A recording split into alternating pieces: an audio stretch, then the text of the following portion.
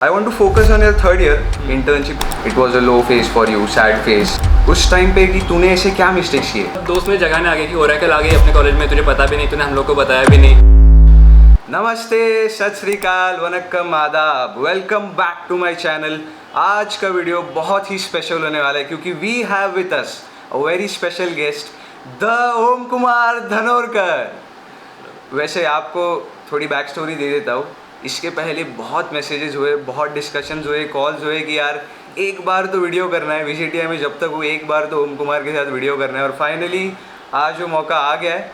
वैसे तो he needs no introduction, but फिर भी आपको बता दूँ, so he is Om Kumar Dhanorkar from final year IT branch at VCTI, and recently he has been placed at Oracle, which is one of the dream companies at VCTI with a dream package of 20+ LPA। और इनका एक YouTube channel भी है जहाँ पे recently has touch 3000 subscribers. तो यार पहले तो उसके लिए कॉन्ग्रेट्स, बहुत ही बड़ी बात है। एंड नहीं की और पूछ क्यों, let's dive into his journey as to how from struggling to get an internship in third year to getting placed in one of the dream companies at VCTI। Let's get started. तो यार कैसे लग रहा है place होने के बाद finally वो ड्रीम कंपनी?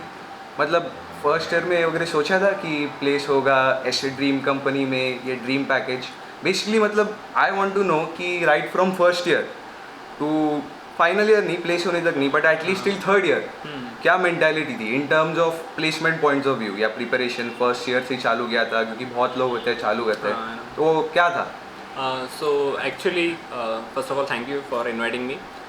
सो मेरा जर्नी ऐसा था कि फर्स्ट सेम तो हमारा ऑनलाइन ही था, तो कोरोना था तब, तो फर्स्ट सेम ऑनलाइन था and then we came to college. So second sem भी ऐसे ही हॉस्टलाइट्स के साथ दोस्ती बनाने में, मुंबई घूमने में, तो सेकंड सेम ऐसे निकल गया। हाउएवर फर्स्ट ईयर में मैंने C++ सीख लिया था, थोड़ा बहुत HTML CSS आता था, और तब तो ऐसा कुछ प्लान नहीं था कि ये कंपनी में प्लेसमेंट होगा वगैरह। तब तो मुझे ओरेकल नाम भी नहीं पता था, मतलब अच्छी कंपनी है, तभी भी अच्छी थी, पर तब पता नहीं था कि ओरेकल क्या है वगैरह, तो तब तो ऐसा कुछ प्लानिंग नहीं था। तो फिर हम आते सेकेंड ईयर में, तो सेकेंड ईयर में भी ऐसा कुछ इतना खास पढ़ाई वगैरह किया नहीं। तब जावा सीख लिया और जावा स्क्रिप्ट किया है और थोड़ा बहुत DSA किया। और फिर जैसे ही सेकेंड ईयर ख़त्म होता है तो इमीडिएटली थर्ड ईयर स्टार्ट होता है, और तब स्टार्ट होता है इंटर्नशिप सीज़न। तो जब तक हम लोग रियलाइज़ करते हैं कि इंटर्नशिप सीज़न आ गया है, तब तक तो मतलब सब कुछ हो चुका है, कंपनीज निकल जाती है। तो फिर तब तक ना मेरे अच्छे प्रोजेक्ट्स थे और ना DSA इतने अच्छे लेवल का था, तो इंटर्नशिप सीज़न भी बहुत मतलब लो पॉइंट था। तो वो एक इंटर्नशिप सीज़न का ड्रॉबैक था हमारा। और बाकी फिर प्लेसमेंट सीज़न तो फिर फोर्थ ईयर के स्टार्ट में शुरू हुआ।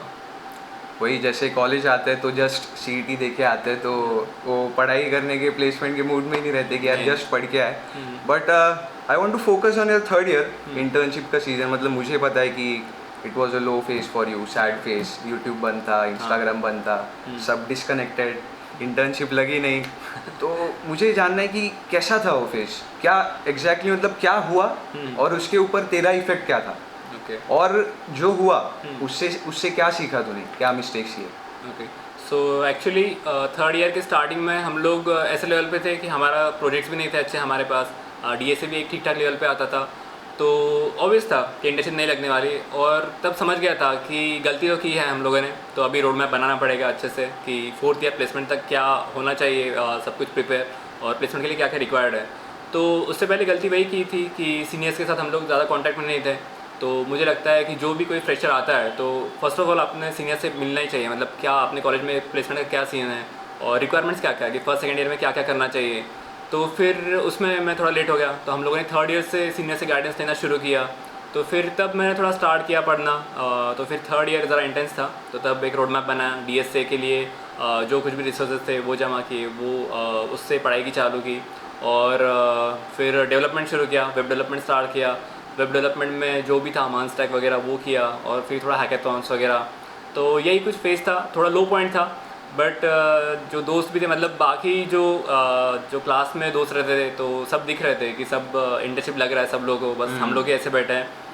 हाउएवर मेरे कुछ हॉस्टल के दोस्त थे कि जिनको किसी को इंटर्नशिप नहीं लगा था, तो कुछ लोग थे साथ में पढ़ाई करने के लिए, तो ठीक था, मतलब हो गया अभी वो फेज़। अब फिर अभी तू उस थर्ड ईयर के ओम कुमार को मिलेगा, हाँ, तो उसको क्या बोलेगा कि ये मिस्टेक्स मत कर जो मैंने रिपीट किए?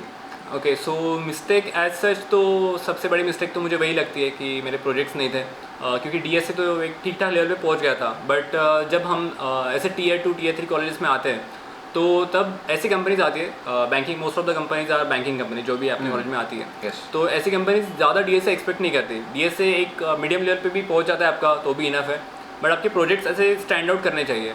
तो मेरी वही सबसे बड़ी गलती थी कि प्रोजेक्ट्स इतने अच्छे नहीं थे। तो फिर तब से मैंने प्रोजेक्ट पे काम करना शुरू किया, उसके लिए हैकेथॉन्स भी किया, तो हैकेथॉन्स से अच्छे प्रोजेक्ट्स बन गए। तो वही मिस्टेक मैंने इम्प्रूव की और उसकी वजह से अभी प्लेसमेंट भी अच्छा निकल गया है। मिस्टेक्स इम्प्रूव की, मेहनत की, और सब्र का फल मीठा होता है। वो बोलते हैं ना कि जो मिला नहीं उसका सब्र करो और जो मिल गया उसका शुक्र करो। हाँ। और finally your hard work paid of. तो फाइनली उस मोमेंट पे आते हैं कि जिसके लिए सब लोग वीडियो देखने आए कि एग्जैक्टली क्या प्लेसमेंट जर्नी थी। हाँ। तो just to make it simple, हम लोग क्या करेंगे कि you will explain the process of getting selected at Oracle, right from मतलब फॉर्म आया हाँ। टिल गेटिंग वो मेल कि कॉन्ग्रेचुलेशंस यू आर सिलेक्टेड, हाँ। वहाँ तक के क्या क्या राउंड्स थे। और उन पर्टिकुलर जैसे कि ओए होता है टेक्निकल, और उन पर्टिकुलर राउंड्स के लिए पैरेलली तूने क्या प्रिपेयर किया था? ओके, सो एक्चुअली जब फॉर्म आया था ओरेकल का तो मैं तो खुद ट्रेनिंग एंड प्लेसमेंट कोऑर्डिनेटर हूँ हमारे कॉलेज का, हमारे ब्रांच का। सो तब मुझे भी नहीं पता था ओरेकल आने वाली है। तो मैं सोया था रूम में और तब सब दोस्त मुझे जगाने आ गए कि ओरेकल आ गई अपने कॉलेज में, तुझे पता भी नहीं, तूने हम लोग को बताया भी नहीं। तो इवन आई वाज शॉक कि ओरेकल कैसे आ गई, क्योंकि प्लेसमेंट सीजन बहुत डाउन था। तो हम लोगों को पता था कि जून जुलाई में हम लोगों ने इतने मेल्स की कंपनीज को बट रिप्लाई नहीं आ रहा है, और अचानक से ओरेकल आ गई। तो ऐसा कुछ पहले से प्रिपरेशन नहीं था 2 महीने की पहली कंपनी ओरेकल आने वाली है। बट ओरेकल आ जाती है अचानक और 2 दिन में उसका कोडिंग राउंड रहता है, शायद 2 दिन में। ओके। तो कोडिंग राउंड के लिए तो प्रिपरेशन 2 दिन में हो नहीं सकता, तो उसका प्रिपरेशन वही है जो आपने किया है, मतलब 3 साल जितना भी प्रिपरेशन किया है। तो कोडिंग राउंड ऐसा रहता है ओरेकल का कि एक क्वेश्चन रहता है, मतलब लीड कोड हार्ड लेवल का रहता है। तो Okay. एक क्वेश्चन वो रहता है डीएसए का और बाकी एमसीक्यूज रहते हैं, टेक्निकल बेस्ड एमसीक्यूज। तो ऐसा था कोडिंग राउंड। और उसके बाद फिर शायद 3 तारीख को ये हुआ, 3 अगस्त को, और फिर 2 दिन में 5 तारीख को ये होने वाला था हमारा इंटरव्यू। तो फिर 5 तारीख को 3 राउंड्स होने वाले थे। तो Okay. अराउंड मतलब 50 पीपल शॉर्टलिस्ट किए थे इन्होंने ओरेकल के इंटरव्यूज़ के लिए। कितने लोग थे अप्लाई करने के लिए? टोटल मोर देन 300 पीपल थे। तो ये ओए के बाद 300 से 50 लोग 50 सिलेक्ट लोग। हुए? तो, अच्छा। हाँ, तो 50 लोग सिलेक्ट हुए इसके लिए। तो फर्स्ट राउंड ऐसा हो कि फर्स्ट राउंड पूरा टेक्निकल था। अच्छा, एक minute, before moving to technical round, OA में अभी तूने इसे बोला डीएसए लगता है, हाँ। तो let's focus a bit on that part Okay. कि बेसिकली कहाँ से डीएसए किया, रिसोर्सेज क्या थे। हाँ। तो जस्ट अगर ओके, सो डीएसए मतलब हम लोगों ने लेट शुरू किया। तो डीएसए अगर आप लेट शुरू करते हो तो आई वुड सजेस्ट कि स्ट्राइवर 180 करके एक शीट है, तो गूगल पे आप सर्च करोगे तो स्ट्राइवर 180 शीट मिल जाएगी। तो उसमें सब स्टैंडर्ड क्वेश्चंस है इंटरव्यू के लिए, तो एटलीस्ट आपका इंटरव्यू तो निकल ही जाएगा। बट आपको कोडिंग राउंड के लिए प्रिपेयर करना है अच्छे से। तो आई वुड सजेस्ट कि आप कंटेस्ट देना शुरू करो। इसके लीड कोड के कंटेस्ट है, जीएफजी के कंटेस्ट रहते हैं, और कोड शेफ के कंटेस्ट रहते हैं। तो वीकली कंटेस्ट रहते हैं, वीकली, बाई वीकली। तो वो कंटेस्ट आप देना स्टार्ट कर दो। हम लोगों ने भी बहुत सारे कंटेस्ट दिए, हम सब दोस्त साथ में मिलकर कंटेस्ट देते थे। और बाकी फिर डेली आपका एक प्रॉब्लम ऑफ द डे तो होना ही चाहिए। हम लोग 2 करते थे कि एक लीड कोड डेली रहता है क्वेश्चन, एंड एक जीएफजी का, गीक फॉर गिग्स का problem of the day. Okay. सो ऐसे अगर आप फॉलो करोगे डीएसए तो डीएसए तो अच्छे लेवल पे आपका पहुंच ही जाएगा 1 साल में। ओके, तो बेसिकली मतलब अभी इतने सारे रिसोर्सेज है, तो बहुत बार क्या होता है कि देयर आर एंडलेस क्वेश्चंस हाँ।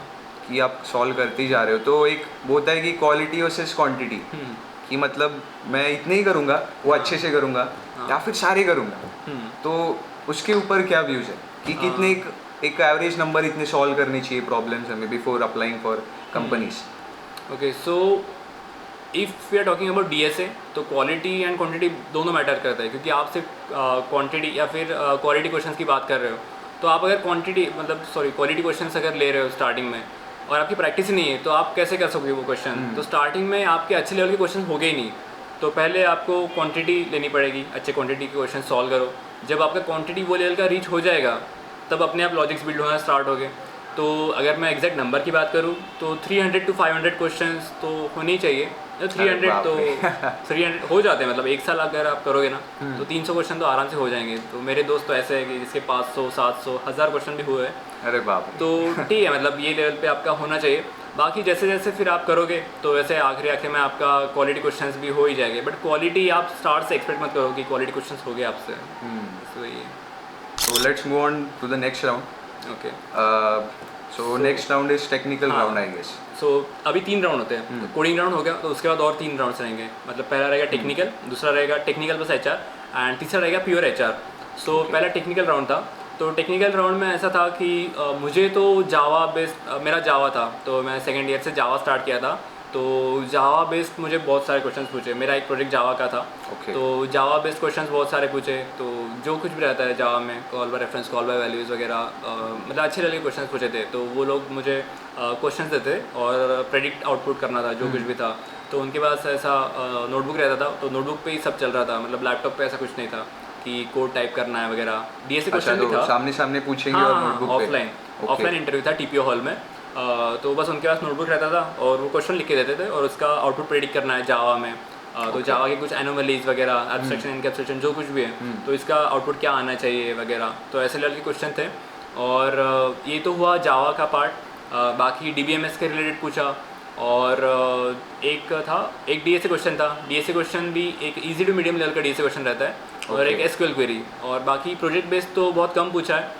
बाकी इंटर्नशिप जो था मेरा, एक स्टार्टअप में मैंने इंटर्नशिप किया है। मैंने वैसे टोटल 2 इंटर्नशिप्स किए, बट उसमें से एक ही इंटर्नशिप पे पूछा था। तो आप मतलब इंटरव्यूअर ने खुद बताया मुझे कि जो कुछ भी आप लिखते हो रिज्यूमे में, तो उसके साथ आप बहुत थॉरो होने चाहिए। क्योंकि जब मेरा मतलब उन्होंने रिव्यू दिया आखिरी में, तो उन्होंने वैसे बताया कि जो कुछ भी मुझे नहीं आता था, तो मैंने उनको क्लियरली बताया कि वो मुझे नहीं आता है। फॉर एग्जांपल मशीन लर्निंग, तो मशीन लर्निंग करिकुलम में रहता है। मतलब मेरा 3rd ईयर में मशीन लर्निंग था। तो उन्होंने पूछा कि मशीन लर्निंग में क्या क्या आता है वगैरह। मेरे रिज्यूमे में नहीं था मशीन लर्निंग, तो मैंने क्लियरली बता दिया नहीं आता है मशीन लर्निंग। तो उन्होंने उस पर भी ग्रिल करना ट्राई किया कि मशीन लर्निंग तो था करिकुलम में, तो क्यों नहीं आता है, थोड़ा बहुत तो आना चाहिए ना। तो नहीं बोला, मतलब नहीं आता है तो अभी क्या कर सकते हैं। मतलब लिखा था रेज्यूमे में? नहीं लिखा था। अच्छा, लिखा ही नहीं था। हाँ, बट ही न्यू कि करिकुलम में रहता curriculum में है। है। हाँ। So first interview kind of ऐसा था, बट वो एसक्यूएल क्वेरी मुझे नहीं आया था।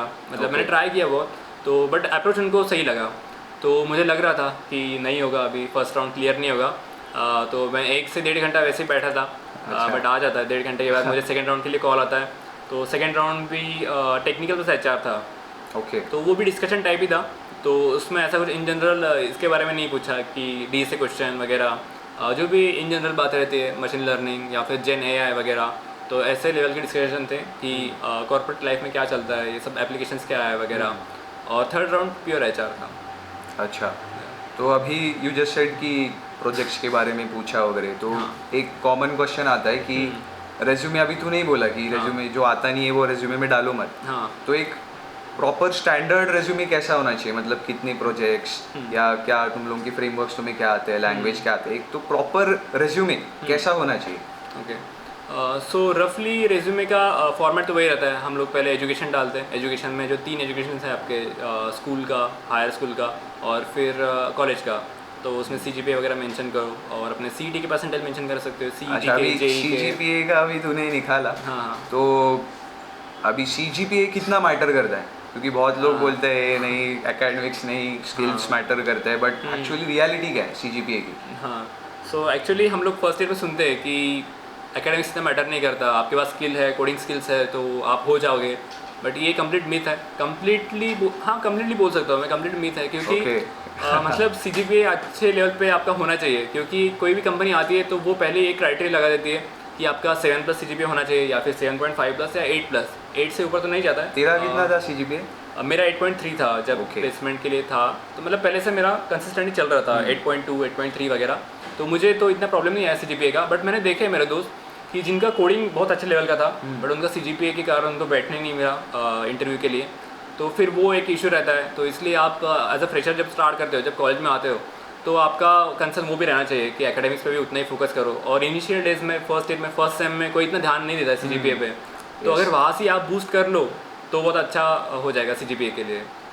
अच्छा, हाँ। तो मूविंग अभी टेक्निकल राउंड तक आए थे, तो जस्ट रेज्यूमे पे थे हम लोग। हाँ, तो resume CGPA का कॉलम हो गया। हाँ। नीचे कॉलम आता है जितना मुझे होता है प्रोजेक्ट्स, हाँ। फ्रेमवर्क्स। तो उस पे क्या कहना है, कितने प्रोजेक्ट्स थे तेरे और इंटर्नशिप का एक्सपीरियंस वगैरह, Okay. किस में इंटर्नशिप की थी या कौन से डोमेन में था तू? हाँ। अभी तुम जैसे जावा, वेब डेव होता है, ऐप डेव, सो हाँ। क्या था? सो पहला सेक्शन तो हो गया हमारा रिज्यूमे का एजुकेशन। तो एजुकेशन हो गया, एजुकेशन क्वालिफिकेशन। उसके बाद रहता है एक्सपीरियंसेस Okay. इंटर्नशिप्स। तो मेरी 2 इंटर्नशिप्स थी। 2 इंटर्नशिप्स में दोनों स्टार्टअप्स ही थे। ओके, तो एक हमें ऑन कैंपस लगी थी या ऑफ? नहीं, मैंने ऑफ कैंपस ही ट्राई किया था Okay. वो। तो उसमें कैसा था कि वेब डेवलपमेंट बेस्ड थी और एक तो समर इंटर्न थी कि जो Okay. हमें कंपलसरी रहता है हमारे कॉलेज में। इवन मतलब सब कॉलेज में कंपलसरी रहता ही है। ऑलमोस्ट सभी कॉलेज में रहता है। तो वो 2 महीने का इंटर्न था। तो वहाँ पे भी सब यही था, मतलब मंथ स्टैक बेस ही था। तो मैंने पहले से थर्ड ईयर में वही फोकस किया कि मैं एक ही जो डोमेन है उसमें फोकस करूँ और उसमें अच्छा एक्सेल करूँ। तो उसमें मैं वही ट्राई किया कि एक जो स्टार्टअप था उसमें रिएक्ट एंड रिडक्स बेस्ड ये था टेक स्टैक, एंड दूसरा जो था उसमें फुल स्टैक था, Okay. Month stack. तो उसमें वो किया और फिर आता है नेक्स्ट सेक्शन आता है प्रोजेक्ट्स का। तो प्रोजेक्ट्स मतलब इंटर्नशिप्स के वक्त तो आप 1 से 2 इंटर्नशिप रख सकते हो मतलब रिज्यूमे में। तो एक भी इनफ है, बट मेरे 2 थे। अच्छा। और अब प्रोजेक्ट्स की बात की जाए तो फिर मुझे लगता है 2 से 3 प्रोजेक्ट्स इनफ है मतलब। Okay. तो मेरे 3 थे। तो उसमें एक था जावा बेस्ड प्रोडक्ट, जावा और SQL। तो जावा कनेक्ट किया था SQL के साथ यूजिंग JDBC। और अभी टॉपिक तो मुझे याद नहीं है अच्छे से। तो वो था एक जावा का प्रोजेक्ट और बाकी 2 थे मंथ स्टैक के प्रोजेक्ट। तो Okay. एक तो मेरा प्रोजेक्ट हैकाथॉन में बना था, तो हैकाथॉन के बारे में भी डिस्कस करेंगे हम लोग आगे। Yes. हाँ, तो फिर ये एक सेक्शन हो गया। उसके बाद आप अपने टेक्निकल स्किल्स डाल सकते हो कि आपको क्या क्या फ्रेमवर्क्स आते हैं, मतलब जो भी है आपका जावा वगैरह जो लैंग्वेज आती है वो डालो। और फिर जो फ्रेमवर्क्स आते हैं या फिर लाइब्रेरीज वगैरह, रिएक्ट, Node.js, MongoDB वगैरह जो कुछ भी है। और ऐसी स्किल्स वगैरह डालने के बाद फिर आता है अपना एक्स्ट्रा करिकुलर का सेक्शन। तो एक्स्ट्रा करिकुलर में आप अपनी रोल्स एंड रिस्पॉन्सिबिलिटीज़ वगैरह जो कुछ भी है आपने कमिटीज़ में जो काम किए है वो डाल सकते हो। Back to again your process. तो क्या हुआ था actually? So you came till technical round, Yeah. ये पूछा वगैरह, तो HR राउंड तक आए थे हम लोग। हाँ। तो HR राउंड में क्या होता है बेसिकली? क्योंकि HR राउंड तो मोस्टली जितना पता है मुझे कि टेक्निकल ज़्यादा सवाल नहीं होते। आई गेस आपके लीडरशिप क्वालिटी हो या कम्युनिकेशन हो। तो HR राउंड में क्या होता है, क्या पूछा था तुझे? ओके, तो HR राउंड मेरा एकदम मतलब हमारा जो था तो हमारा ड्राइव ख़त्म होने में आ गया था। तो ज़्यादा टाइम बचा नहीं था, तो 10-15 मिनट का ही हुआ था। ये तो, कितने बजे की बात है ये? कभी ये चालू हुआ था? अराउंड स्टार्ट सब हुआ था 9 बजे सुबह? हाँ। तो Okay. पहले सुबह 9 बजे PPT हुआ। तो Okay. PPT में सब कंपनी के बारे में बताते हैं, कंपनी का कल्चर कैसा है और क्या क्या आपके रोल रहने वाले हैं, कौन से टेक स्टैक पे आप काम करने वाले हो। तो PPT भी बहुत एक इंपॉर्टेंट राउंड, इसको आप एक राउंड ही कंसिडर कर सकते हो। तो Okay. इसमें आप कितना नोटिस करते हो कंपनी के बारे में, कितना ऑब्जर्व करते हो, और यही सब चीज़ें आपको HR राउंड में काम आएगी। तो यही सब चीज़ें आप HR को पूछ सकते हो कि कंपनी में ये कैसे होता है, वो कैसे होता है वगैरह। तो ये सब चीज़ें आप ध्यान रखो PPT में। और अराउंड ये जो HR राउंड था वो अराउंड था 5 बजे। और Okay, 5-6 बजे एंड करना रहता है सब। तो Okay. फिर जब रैपअप करना था तो मेरा जल्दी जल्दी HR राउंड हो गया। तो अच्छा। HR राउंड में मुझे इतना ऐसा ज़्यादा पूछा नहीं। जो लोकेशन था, लोकेशन प्रेफरेंस वगैरह ये सब था, और सिचुएशन बेस्ड क्वेश्चन थे कि अच्छा। क्या क्या प्रेफर करते हो और ऐसी सिचुएशन देंगे तो आप कैसे रिएक्ट करोगे वगैरह। ओके, ऐसा कुछ तो- क्वेश्चन याद है पर्टिकुलरली? सिचुएशन ऐसा कुछ दिया था? हाँ, तो ऐसा एक था कि मतलब मुझे लग रहा था कि पहले ये सब डिस्कशन चल रहा है, मुझे ऐसा पता ही नहीं था Okay. कि ये इंटरव्यू है। तो उन्होंने मुझे बोला कि मतलब ये जो बड़े लोग रहते हैं कि अपने जो मैनेजर्स वगैरह है, तो ये लोग हमें सुन के नहीं लेते इतना। Oh, yeah. तो हाँ, तो तब जो इंटरव्यू था तो वो मुझे बता रहे थे कि मैं ऐसा मेरे बॉस के पास गया, मैंने 2-3 बार उनको पिच करने का ट्राई किया आइडिया। तो मेरे 4 पेटेंट्स है पहले से। तो अगर मैं मतलब जाता हूँ इसके पास, मेरे बॉस के पास, तो वो मुझे ये कर रहे थे, मेरे पे हंस रहे थे कि क्या Okay. मतलब इतना क्यों पड़ा है मेरे पीछे वगैरह। अच्छा, तो ये पर सब एक बार- सिचुएशन में हाँ, चालू है? हाँ। ओके। तो मुझे मतलब लग रहा था कि बस ये बातें चल रही है, ये क्वेश्चन अच्छा, नहीं है। अच्छा। तो अभी फिर वो बोलते हैं कि तो उन्होंने मतलब बॉस ने मुझे एक बार टाइम दे दिया 30 सेकंड का कि तू अभी पिच कर मुझे जो भी करना है। तो अभी फिर क्वेश्चन उन्होंने डायरेक्ट मेरे पे डाल दिया कि अभी तू अगर होता मेरे जगह पे तो क्या करता। अच्छा। तो आइडिया पिच कैसे करना है यहाँ पे। ओह। तो ऐसे कुछ सिचुएशन बेस्ड क्वेश्चन थे। तो this was one of the question. अच्छा, तो हम लोग ने DSA और प्रोजेक्ट्स, ये 2 कंपोनेंट जो होते हैं मेन, हाँ। इनके बारे में बात की। बट आई गेस और एक होता है कि जो CS के जो CSIT के कोर जो सब्जेक्ट्स होते हैं, हाँ। जैसे DBMS, OS, नेटवर्क्स जो भी है, हम्म। तो उनका तो CSIT के स्टूडेंट्स को हो जाता है प्रिपरेशन, क्लास में सिखाते वगैरह। बट बहुत ऐसे स्टूडेंट्स हैं जो नॉन CSIT बैकग्राउंड के हैं, हाँ जैसे इलेक्ट्रॉनिक्स है, ENTC है, इलेक्ट्रिकल है, सर्किट ब्रांच है, उन्हें भी सॉफ्टवेयर रोल के लिए अप्लाई करना है। तो उनके लिए थोड़ा डिफिकल्ट हो जाता है कि एकदम उन्हें अलग से सीखना पड़ता है वगैरह। exactly. तो तेरी भी कोई दोस्त रहेंगे हाँ इलेक्ट्रॉनिक्स वगैरह, तो what would you advice them कि कैसे करना चाहिए विद रिस्पेक्ट टू जो CS के जो कोर कंसेप्ट्स है अलॉन्ग विद DSA? हाँ सो एक्चुअली हम लोगों ने अभी DSA कवर किया है। सो मैं आपको जो मन स्टैक है, जो मन स्टैक मैंने वेब डेवलपमेंट किया है, तो उसके भी रिसोर्सेज बता देता हूँ। तो मैंने जब किया था तो मैंने रिएक्ट से स्टार्ट किया, मतलब मेरा HTML CSS और जावास्क्रिप्ट हो गया था सेकंड ईयर तक, फर्स्ट और सेकंड ईयर में। तो जब मैंने थर्ड ईयर में स्टार्ट किया रिएक्ट पढ़ना, तो रिएक्ट जेएस के लिए मैंने चाय और कोड नाम का यूट्यूब चैनल है, तो उनसे रिएक्ट सीखा और रिडक्स सीखा। तो फिर रिएक्ट और रिडक्स मेरा वहाँ से हो गया। फिर उसके बाद मैंने बैकएंड के लिए Node.js, Express.js और MongoDB के लिए मैंने कोड स्टेप बाय स्टेप एक यूट्यूब चैनल है, तो वो फॉलो किया। उनकी 90 वीडियोज़ की प्लेलिस्ट है, तो 90 वीडियोज़ में से अराउंड 40 to 45 वीडियोज़ है जो कंसेप्ट क्लियर करते हैं। और फिर उसके बाद एक हैंड्स ऑन प्रोजेक्ट बना के दिया ई-कॉमर्स का, सो उसमें अच्छी लेवल की प्रैक्टिस हो गई थी। So now coming back to core subjects. तो कोर सब्जेक्ट्स का कैसा रहता है कि आप मतलब CSIT में तो पहले से पढ़ाते हैं ये लोग, तो पढ़ाते भी नहीं, मतलब उनको भी करना पड़ता है, तो यूट्यूब से ही करना पड़ता है। तो मुझे भी था पहले करिकुलम में, पर वहाँ पे इतना सीखने नहीं मिलता है। तो मतलब कॉमन है ये सब चीज़ें कि इलेक्ट्रॉनिक्स का बच्चा हो या फिर CSIT का, तो आपको करना यूट्यूब से ही है। तो मैंने गेट्स मेथड से किया था पहले सेकेंड ईयर में, जब मुझे करिकुलम के लिए सीखना था। पर जब मुझे एक बार समझ आ गया था सब क्या चीज़ें हैं ये, तो फिर मैंने वन शॉट वीडियो देखा था कोड हेल्प का। कोड हेल्प एक यूट्यूब चैनल है, तो आप वहाँ से ये सब चीज़ें रिवाइज कर सकते हो। तो वन शॉट वीडियो है 10 to 15 आवर्स का अलॉन्ग विद द PDF, तो वो लोग आपको PDF भी प्रोवाइड करते हैं। तो ये सब फ्रीली मतलब यूट्यूब पे अवेलेबल है। तो डेटाबेस मैनेजमेंट सिस्टम DBMS हो या फिर OS हो या फिर CN का तो वीडियो नहीं है शायद, पर CN का जो भी आपके करिकुलम में हो, या फिर एक विम्सिकल है कोड हेल्प का एक, तो आप वो फॉलो कर सकते हो। बाकी स्पेसिफिकली कुछ एडवाइस देना हो मतलब नॉन CSIT पीपल को, तो मैं तो वही बताऊंगा कि आप पहले से डिसाइड कर लो कि आपको सच्ची करना क्या है, कोर में जाना है या फिर IT में जाना है। आप जितना जल्दी स्टार्ट करोगे उतना जल्दी आपके लिए अच्छा है। यस, वरना एक पैर इधर एक पैर यहाँ पे। वही एग्जैक्टली। तो लोग क्या करते हैं कि पहले डिलेमा में रहते हैं कि मैंने मतलब मैंने कॉलेज से चूज़ कर लिया, थोड़ा ब्रांच लोअर ले लिया, तो अभी क्या करो। किसी किसी का ईगो में भी आता है कि नहीं मैं सॉफ्टवेयर में क्यों जाऊँ, मैं तो इतनी अच्छी ब्रांच है इलेक्ट्रिकल वगैरह, तो एवरग्रीन ब्रांच जैसे ऐसा लगता है कि एवरग्रीन ब्रांच है वगैरह। पर जब आप कॉलेज में आके देखते हो तो आपको पता चलता है कि कंपनी तो है ही नहीं यहाँ पे वो ब्रांच के लिए।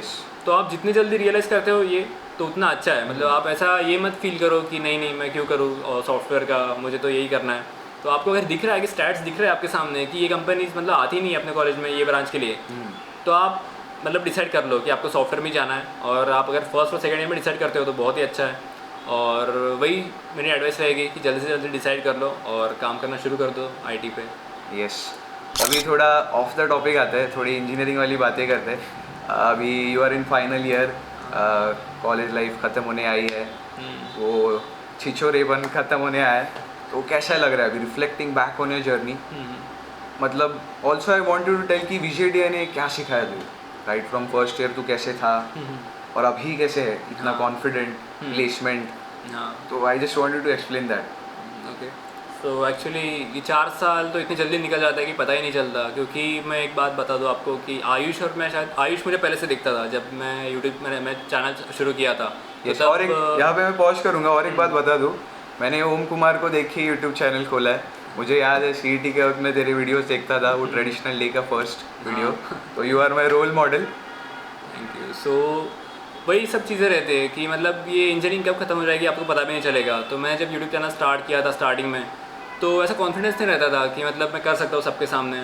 तो वो एक चीज़ है कि वो मुझे VJTI में आके मिली कि मुझे सब सपोर्टिव सीनियर्स मिले, सपोर्टिव जूनियर्स मिले। तो जूनियर्स भी मतलब अच्छे, मतलब आयुष के साथ मैं पहले से कांटेक्ट में हो, तो हम लोग का कब से मतलब प्लान शुरू था कि कोलैब करना है, कोलैब करना है। तो ये सब चीज़ें रहती है कि मतलब कुछ ना कुछ तो आप सीखोगे, बस आप मतलब आइडल बैठे मत रहो, कुछ ना कुछ ट्राई करो। कमेडीज़ हो गया, क्लब्स हो गया, या फिर जो कुछ भी है, या फिर आप इसमें ट्राई कर सकते हो, एक्टिंग में ट्राई कर सकते हो। तो ऐसी कुछ चीज़ें हैं कि वो आपको ट्राई करनी चाहिए। बाकी सब यही है मतलब। अभी इंजीनियरिंग की बातें तो हो गई, अभी इंजीनियरिंग एंड हो रहा है, बट एक सवाल मेरे जहन में था कि अगर फिर से ओम कुमार धनोरकर एडमिशन ले रहा है VJTI में as a fresher, as a first year, not only him but बहुत सारे लोग जो इंजीनियरिंग में आना चाहते हैं या अभी है फर्स्ट ईयर सेकेंड ईयर, उन्हें तू क्या एडवाइस देगा in terms of achieving your dreams या लाइफ में कुछ बड़ा करना है, मेक योर पेरेंट्स प्राउड, तो what would you like to say to the first year Om Kumar? So actually first year के ओम कुमार को तो मैं वही सजेस्ट करूँगा कि मतलब पिक्चर करके रखो, या फिर आपको भी अगर आप एज अ बिगिनर स्टार्ट कर रहे हो इंजीनियरिंग, तो पिक्चर करके रखो कि आप फोर्थ ईयर में क्या करने वाले हो, आपको क्या चाहिए, कि मैं कैसा दिखने वाला हूँ तब, क्या क्या स्किल्स होने चाहिए। बस ऐसी सिचुएशन ना हो कि आप फोर्थ ईयर में आओ और आपको पता चले कि मैंने कुछ स्किल्स गेन ही नहीं की। तो 3 या 4 साल जो भी आपके हैं वो ऐसे मत निकालो, तो पहले से आप डिसाइड करके रखो कि आपको क्या क्या करना है, और बाकी डिसीजंस वगैरह आपके जो है वो तो आप राइट प्रूव करने वाले हो। तो ऐसा कुछ मुझे अभी भी रिग्रेट नहीं है कि मैं फर्स्ट ईयर के ओम कुमार को जाके बताऊँ कि तूने पढ़ाई थोड़ी पहले स्टार्ट करनी चाहिए थी। मैंने पढ़ाई नहीं की, पर मैंने कुछ प्रोडक्टिव काम किया था, मैंने यूट्यूब किया या फिर दोस्तों के साथ घूमा वगैरह, मेमोरीज बनाई। तो वो टाइम फिर से नहीं आने वाला है, मतलब मेमोरीज भी दोस्तों के साथ फिर से नहीं बनने वाली है। तो वो भी साथ में करना ही चाहिए। बट आप जो भी डिसीजन लो तो वो आपको राइट प्रूव करना ही है। तो वही एक चीज़ है कि आप जो भी डिसीजन लो उस पर इतना काम करो कि वो डिसीजन रॉन्ग प्रूव नहीं होना चाहिए। तो वैसी एक चीज़ है कि जब मेरी इंटर्नशिप नहीं लगी थी तो वो भी मैंने एज अ पॉजिटिव ये लिया था कि सेटबैक करके नहीं लिया, क्योंकि मुझे इंटर्नशिप नहीं लगी थी। बट फिर मुझे 2 महीने जो थे, जून और जुलाई, उसमें मुझे पढ़ाई के लिए अच्छा टाइम मिल गया। तो ऐसी कुछ चीज़ें रहती है कि जब आप आगे आकर देखो, जब मैं फोर्थ ईयर में आके देखता हूँ तो ऐसे डॉट्स कनेक्ट होते हैं सब, कि जो कुछ भी हुआ अच्छे के लिए हुआ, इंटर्नशिप का ना लगना या फिर दोस्तों के साथ घूमना वगैरह, जो कुछ भी है सब अच्छे के लिए होता है। So yeah finally we are coming to the end of the video and first of all बहुत बहुत थैंक यू सर कि आप आए हमारे यूट्यूब चैनल पे, टाइम दिया, और बहुत मज़ा आया बात करके, और बहुत कुछ सीखने भी मिला कि कैसे क्या होता है प्लेसमेंट वगैरह। तो और सच्ची में अभी अच्छा लग रहा है क्योंकि रियली इतने डिस्कशन के बाद ये वीडियो कंप्लीट हुआ है। तो once again thank you for that. And अगर आपके ओर से मेरे ऑडियंस को अगर बोलोगे कुछ तो प्लीज़ लाइक सब्सक्राइब तो ज़रूर करेंगे, क्योंकि आपको एक स्टोरी बता दूँ, करंटली इसके 3000 सब्सक्राइबर्स है and he is a star of EJTI, काफ़ी फेमस है। तो अगर आप बोलोगे तो ज़रूर सब्सक्राइब करेंगे। बट ऐसा कुछ नहीं है स्टार वगैरह, बट मैंने आयुष का स्ट्रगल देखा है पहले से। आयुष के जब 1000 सब्सक्राइबर हुए भी नहीं थे तो वो पहले से पूछता था कि कैसे करना है, क्या करना है। तो मैंने उसको तब से बताया था कि पहले 1000 सब्सक्राइबर्स बहुत डिफिकल्ट रहता है होना, उसके बाद भी डिफिकल्टी है, बट एक मतलब माइलस्टोन रहता है कि 1000 सब्सक्राइबर जब तक ना हो तब तक वैसे वैलिडेशन नहीं लगता है, घर वालों को भी लगता है कि हाँ। तो एक बार जब 1 के सब्सक्राइबर हो तब लगता है कि हाँ कुछ अचीव कर लिया है। अब जब आयुष के 1 के सब्सक्राइबर हो गए तो हम लोग टारगेट रखते हैं कि 10 के भी जल्दी हो जाए। यस। तो I would like you to subscribe to his channel and stay tuned. जो भी वीडियोस आते हैं, मैंने लास्ट वीडियोस भी देखे आयुष के, जो भी संभाजी महाराज, छत्रपति शिवाजी महाराज वगैरह जो भी बना रहे, तो वो सब भी अच्छा ही चल रहा है। सो या आप लोग भी देखते रहो। तो यार देखो, अभी तो ओम कुमार धनोरकर ने बोला है तो सब्सक्राइब तो करना ही पड़ेगा। And yes, that's it. So once again thank you sir for coming. And अगर आपको वीडियो पसंद आया हो, कुछ सीखा हो इस वीडियो से, तो please don't forget to like, subscribe and share, और नीचे कमेंट करो कि आपको कैसे लगा वीडियो।